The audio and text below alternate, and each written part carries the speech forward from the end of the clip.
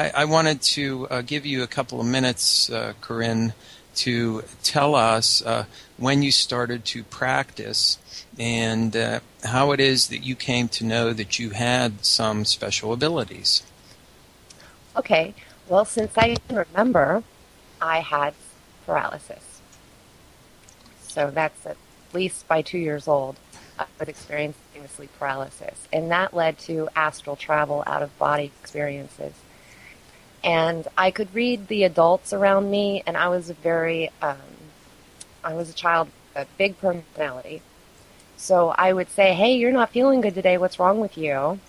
And my mother would often correct me and say, I know what you know, but you're not allowed to talk about it in public. It makes people uncomfortable. So you can say it's definitely been with me my entire life. And at 15, I got wind of Wicca, Wicca, an earth-based religion that I believe teaches how polarity works. If I could just interject here, Yes, Korinne, please. when you mention Wicca, are you talking about Gardnerian Wicca? No, I was not a specific tradition, Okay. although I did love Raymond Buckland's The Complete Book of Witchcraft.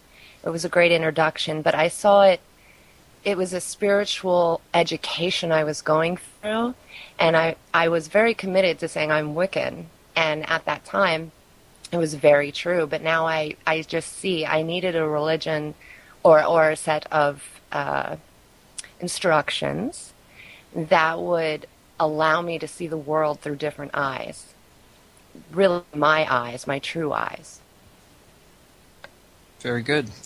Okay, so when you talk about Wiccan, you talk about, I'm guessing that this is more in tune with the elder pagan religions of the past, which are more in touch with nature and the ecology around us and the entire biosphere of life. Indeed. And in that sense, it's very Native American, and it, crosses all borders and boundaries religiously into spirituality. Indeed, it does. And, of course, for anybody who's not familiar with that, if you do any bit of historical research, you'll find that this type of spiritual investment in cultures permeated everywhere around the world in the not too distant past, only supplanted by Christianity in most places, and in the East by Islam when it started. So these are very well established belief systems, and the spiritual disciplines that go along with them are also very well established. And probably within the last, would you say, maybe 30 years, we have seen a steady increase in a resurgence of looking back towards the older spiritual belief systems. Would you say, Korinne? Yes, even with the spiritualists in the early 1900s and the late 1800s, they were bringing it back. They were going to India and learning from yogis, especially Blavatsky.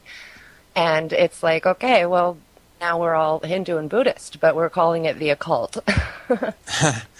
Yes, and maybe if you'd like to, maybe you would like to just educate people a little bit why the term occult really doesn't have any negative connotations. I'll give you a chance to expound upon that so people can understand exactly what we're talking about here. Thank you. I'm very much into definitions and pride words that we discover their true meaning and use them truly and not the way they've been, excuse my French, bastardized in modern times.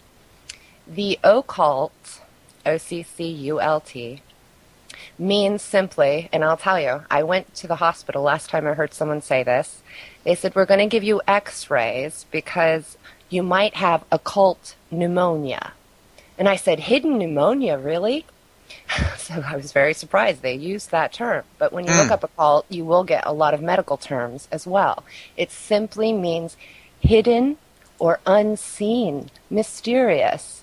And I'm all about that. Absolutely. And in case you missed that, the occult doesn't mean evil. It doesn't mean dark or sinister.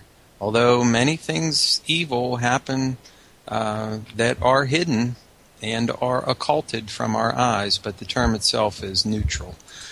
And, Indeed, and I'm also a Hermeticist, and in the Hermetic text it says, "For those who have eyes to see and ears to hear." Does that make perfect sense there, or should I explain it? Well, I think it does, but if you want to expound on it, please do. There's a sense when you are reading a book or learning a subject that some of us even get movies in our head. We get what Ramtha calls runners, or little sitar eyes, which are little awakenings. When you're reading a fiction book, you're seeing what's going on, and it's happening. And when you're reading a spiritual text, you can also connect that way and get so much more out of the text than just the words on the page. And that's eyes to see and ears to hear. And do you incorporate both Western and Eastern Hermeticism in your work, or are you particular on one or the other? I'm certainly not particular. My spirit guide came to me in the form of Hermes, and he actually appears to me as the statue of David that what Michelangelo did. And he's animated, walking and talking, and I have this being with me, like a spirit guide or an angel. And he says that we used to be together in Greece, in a past life. I believe in past lives because I remember them. So my Hermeticism is what he tells me mostly, and then I look up later and say, oh, wow, there it is. Well, it sounds...